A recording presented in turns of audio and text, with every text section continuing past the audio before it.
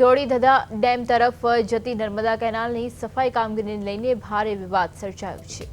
સ્થાનિક નાગરિકો અને વકીલ પ્રવીણસિંહ દ્વારા આક્ષેપ કરવામાં આવ્યો છે કે કેનાલની સફાઈ માટે અગાઉ 1 મહિના સુધી પાણી બંધ રાખવામાં આવ્યું હતું, તેમ છતાં કેનાલમાં કચરો અને નકામી વનસ્પતિ હજુ પણ યથાવત છે।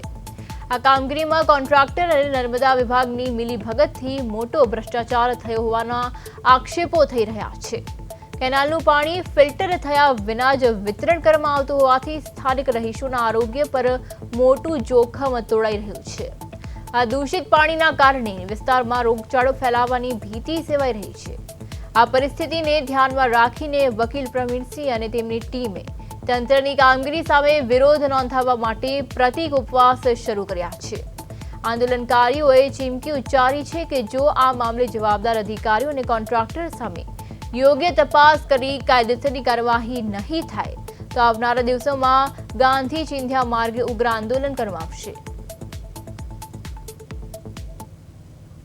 કેનાલની અંદર કેટલો બધો કચરો છે, જે આ કચરો જો પાણી આવશે અને જો ડેમની અંદર જશે તો તમને બધાને ખબર જ છે કે આ પાણી પીવા માટે હોય છે અને આ જો કચરો અંદર જશે તો આ પાણી જો લોકો પીશે તો ખૂબ જ રોગચાળો ફાટી નીકળે।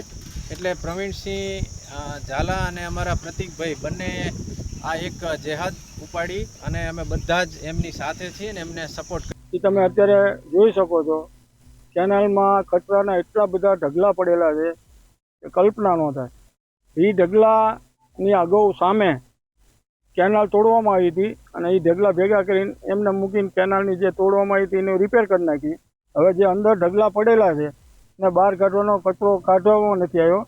એના માટે 2-4 દિવસ પહેલાં અમારા ભાઈ એક છે પ્રતિકસિંહને અમે બે દ્વારા જણાવવામાં આવ્યું હતું કે ભાઈ તમે આ કચરા કાઢી લો, સાફ કરી લો, અગર અમે પ્રતિક ઉપવાસ ઉપર ઉતરશું। અત્યાર સુધી ઢગલા કાઢવામાં આવે।